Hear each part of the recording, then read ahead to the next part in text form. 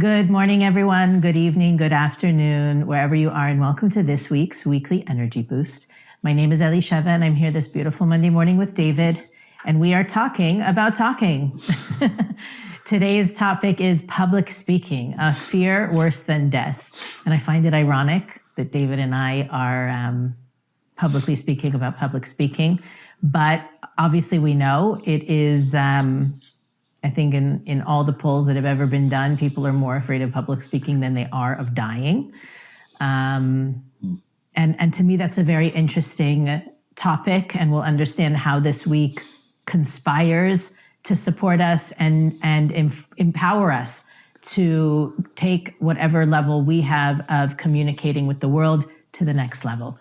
Weekly Energy Boost is a 7-day spiritual weather forecast where David, myself, and often our guests share the most powerful and practical wisdom and tools to support you in the coming 7 days, whatever opportunities and gifts might be coming through. We do that by gleaning through the wisdom of Kabbalah and picking out the lessons, the wisdom, the tools that will help our listeners not only navigate the coming 7 days, but our entire lives.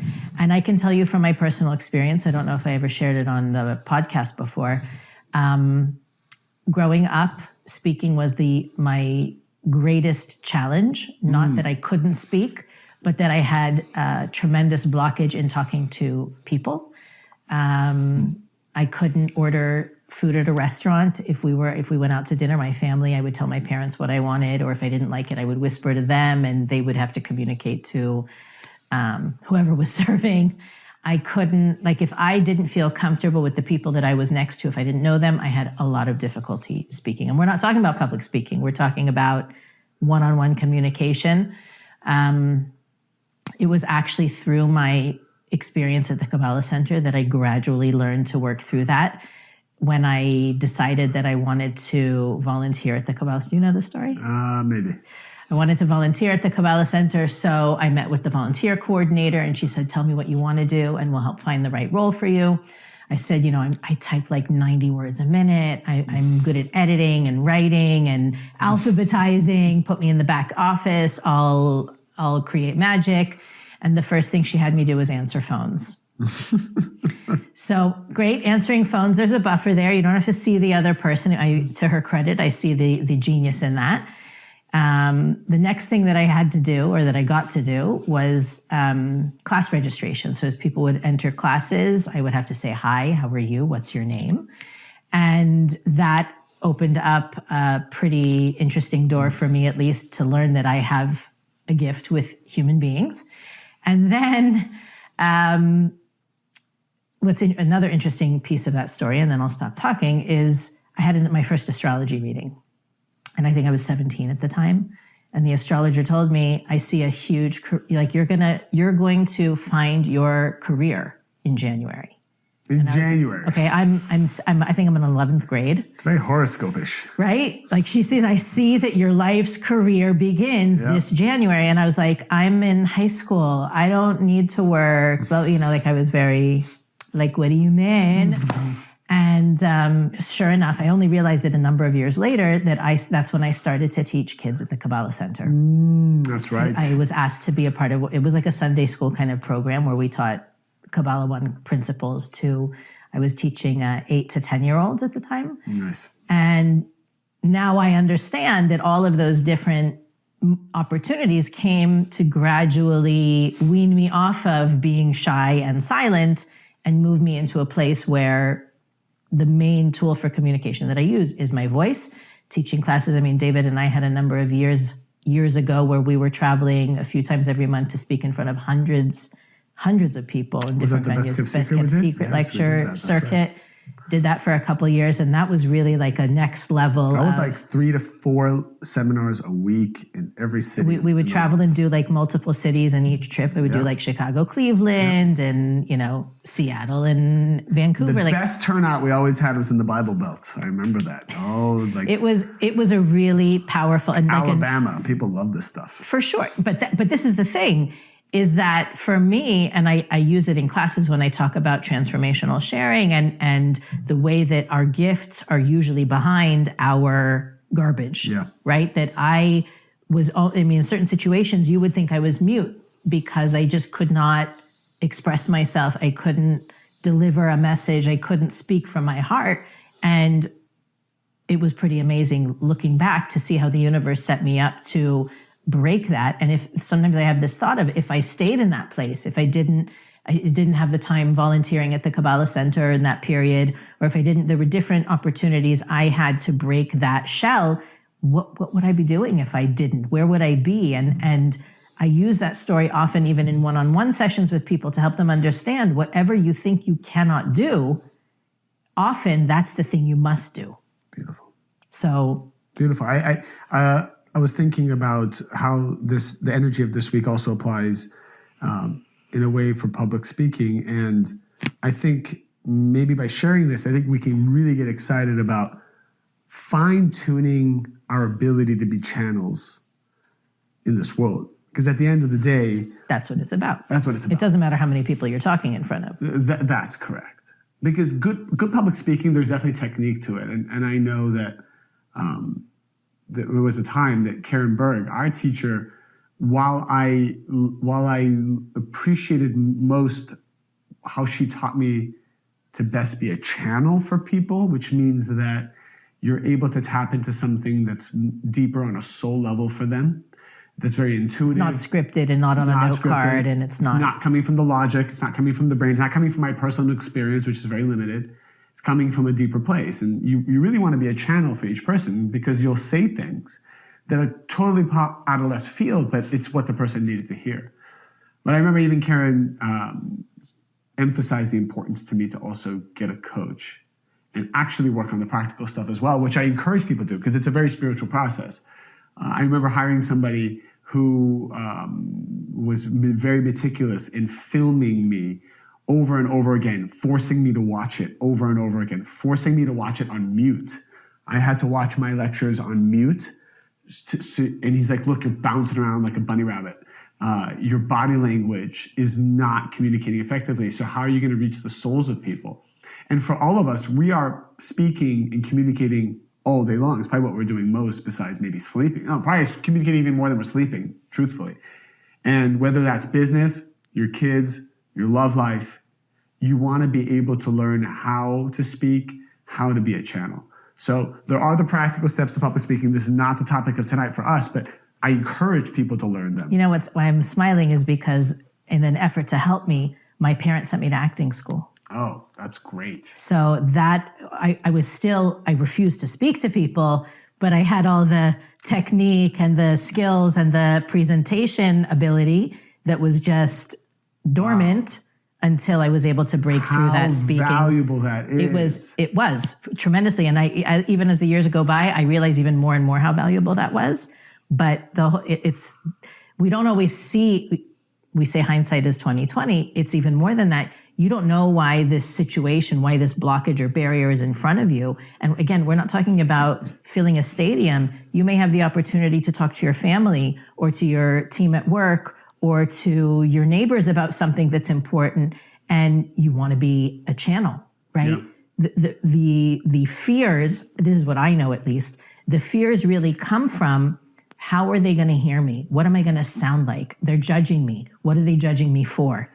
And all of those thoughts are simply clogging up the pipe that allows you to be the channel. Oh, like it's not up to you how, right? What do they say? How other people feel about you is their problem, not yours, right? But we get so caught up in, how do I sound? How do I look? How am I received? What are people going to say or think about me?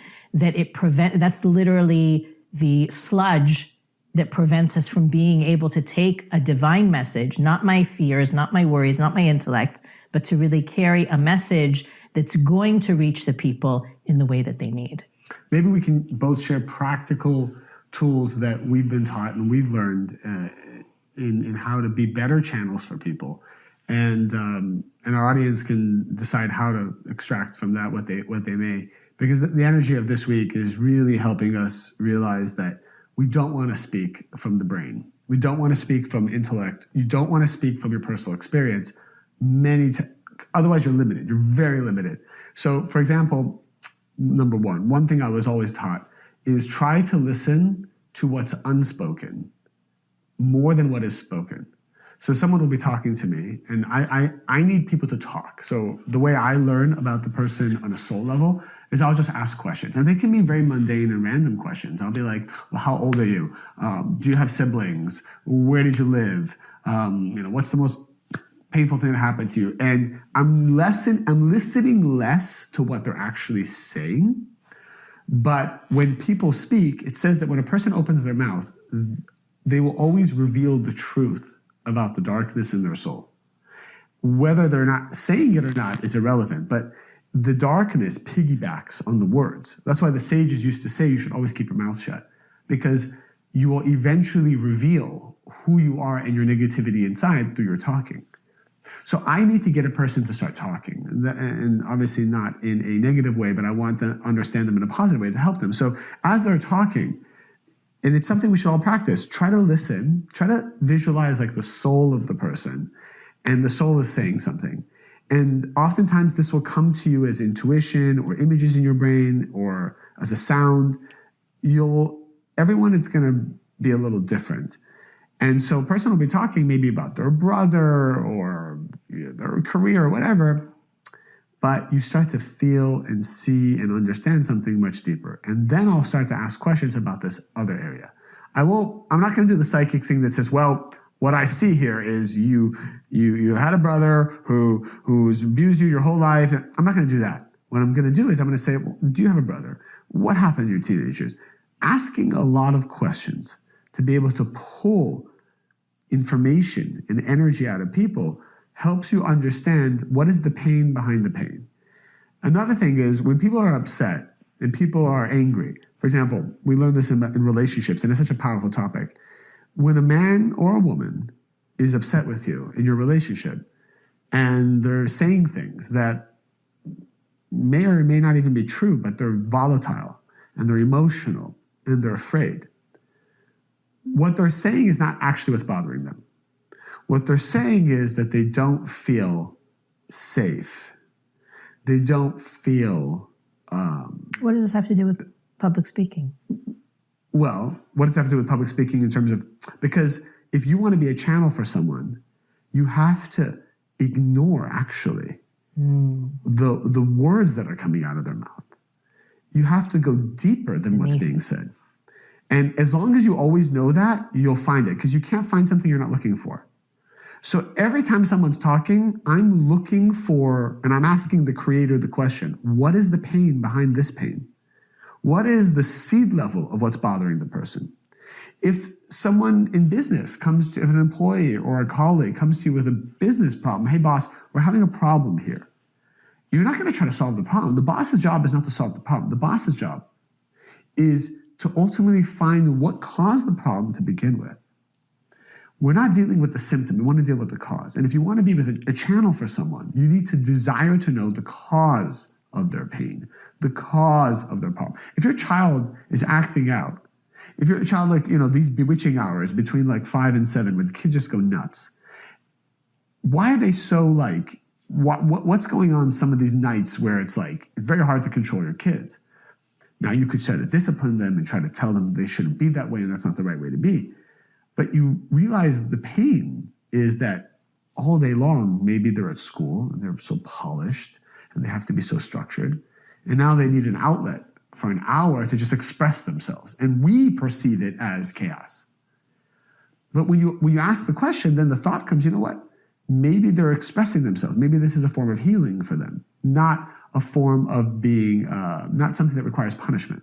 So then you realize their pain, and then you talk to them and say, you know what? You guys probably just need to blow off some steam. Why don't you take another 5-10 minutes to do that, and then we need to do X, Y, Z. But my point is, the secret of empathy, the secret of problem solving, the secret of making sure problems don't come back again is to ignore the symptom, but go deeper and search for the pain behind the pain.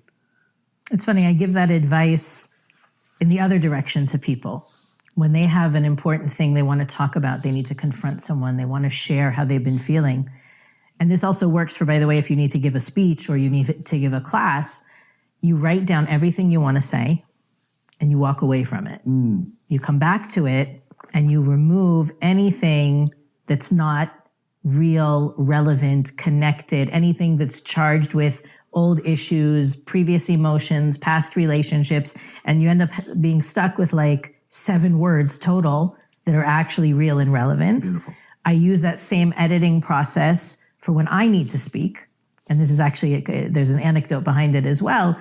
I study, I prepare, I do my best to be able to recall what I want to say without looking at the paper. And then when I come to speak, the paper goes away. Because if I'm focused on, did I say everything I wanted to say, I block that ability to channel, right? I'm looking at the words and the facts and the ideas instead of being sensitive to what does the audience need right now? And that to me is a question you can ask if you're in front of one person, 2 people, 5 people, 10 people. Yeah, I have something that I want to give over. I have a message to deliver. What does the other party need to hear? And so that writing process is, what do I need to deliver? But in the moment, being present and being able to say, okay, this was my plan. Do I need to pivot from this? What's really going on in the moment? And it happened to me in the beginning. I learned this lesson in a painful way. Also, not only is it a best practice, but the universe decided to give me the lesson firsthand. Many, many years ago, I was asked to give a meditation, to lead a meditation on, we were having a new moon event. It was a Friday night, lots of people, full house. And I wrote my script. And I love scripts because you read the script and then you put away the script, right? So it's not just points and ideas. It's literally a flow. And then you get rid of the flow. Anyway, I wanted to stick to the flow that night. And there was a person who gave the lecture. The lecture was over. Everybody's clapping. And then we're ready for the meditation. And they turn out the lights. And I have my script in front of me that I can't. I'm so like good. Holding it up to a candle to see if I can see the words through the paper. Obviously, I understood that, especially when it comes to meditation, to script it, it's not only shortchanging you, it's shortchanging the meditators. Yep. Right? You've got to be able to you in leading a meditation, you are in a state of meditation, and the universe gave me that lesson very firsthand in a very humbling way. But to me, it really is about creating a structure and then being able to flow. I love that. I remember in the beginning years of preparing lectures, I was so nervous all the time. I would spend hours and hours and hours and hours on PowerPoints. And I think there's a need for that in the beginning because you got to kind of research and learn. But it's what you said. If you carry that PowerPoint into a seminar, it just becomes too stuffy. And ultimately, what people are listening to is not your content; it's your certainty. People listen to energy. They don't listen to the words. What they're left with at the end. Do they remember what you said? No, but they remember how they felt. That's right. I one of the most valuable lessons I've learned from being in the room with very, powerful people, amazing people. Anyone who's really good at what they do, I want to be in a room with them. I want to understand why they do it, or how they do it. And at the end of the day, what I realized is it's the energy they're putting through their words. It's not the words themselves. I don't know if I shared this in the podcast. I might have shared this in a class, but somebody shared with me an encounter they had with Jeff Bezos. And Jeff Bezos gave them advice about something. And I said, well, oh my God, what was the advice? So he said, well, Jeff Bezos said this to me. And what Jeff Bezos said was actually very plain. Obvious. Plain and obvious, right? But he's like, yeah, but it changed my life. It changed your life because it's the energy that Jeff Bezos put through. He put the energy of decades of restriction, hard work, and transformation on a level that is very rare. So it's the energy you put through your words. And this is also what I learned about public speaking and speaking in general, is what your consciousness was that day, how many challenges you overcame that day. Let's say you're having the worst 4 hours before a big business presentation. This is a good sign. It means that the light is trying to get you to earn energy to put in the bank for your speaking engagement.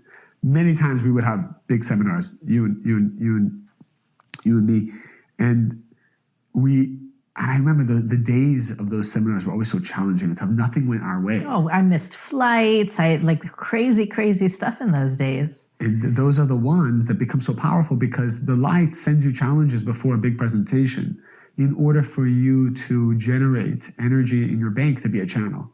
And this is just a very powerful thing. We all need to know that anytime something big is about to come, even like a wedding, right?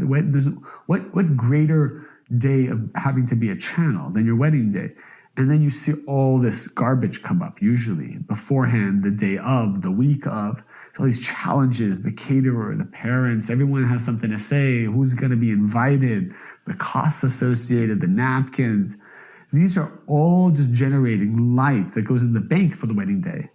So, like everything, the biggest channel you can be is equivalent to, it's commensurate with the amount of fears and negativity you overcome prior to that. So this I think is the one piece of the conversation we didn't really touch yet, is those people who are deathly afraid of speaking.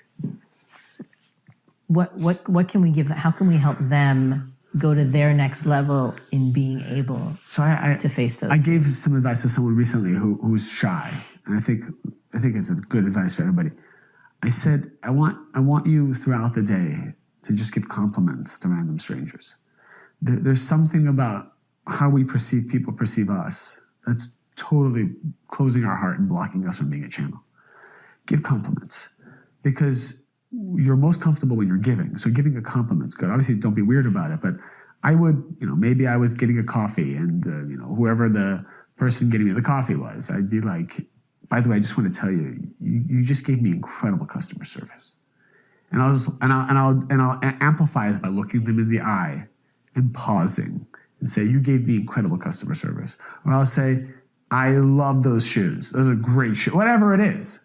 You just come up with stuff to say over and over again, and then you'll see that actually you open up a gate inside of you that you want to actually be a channel for people. Because being a channel means you want to give. So you start by giving compliments. Yeah, for that, I love what you said, because to me, when I talk to people who are afraid, let's say beginning teachers who are just starting to get up and speak in front of people, their fears really come from what they're afraid to receive.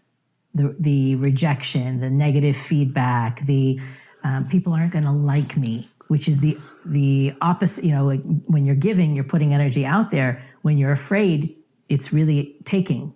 You're afraid of the energy you're going to get. You're not thinking about what you're sharing. So for those of you that are feeling that freeze when it comes to opportunities to share. By the way, back in those days, I wouldn't be able to even say thank you to somebody bringing me a coffee, right? There's different degrees of fears and feeling that frozen. But at the same time, being able to flip the story. You don't even want the compliments. You don't want them to love you. You don't want the feedback. It happened a couple weeks ago, actually, when you weren't here. I got a few messages from people that they were saying, best episode ever. And that was an episode that I walked away feeling like, maybe we should redo it. You weren't there, to your credit. It's always like that, huh? And people, fans of, people who've been listening for years are like, literally, that may have been the best episode, definitely top 5. And I was like, I wanted to crawl under the desk when it was over. So to that point, the people loving you or receiving it or how you feel about it doesn't usually correlate with what was received. And to me, that, I think you even mentioned it years ago on an episode, you don't want people to clap or to be, you don't want to hear, I loved it, it was amazing, because then you reverse the vacuum. That's right. You stop being a giver and you start being a taker. And so I think for a lot of you that are, it's almost more important. My students now say that was the worst class I ever heard. Every time we give this lesson, they go, hey, that's class was really bad. Need to really work on bad. it.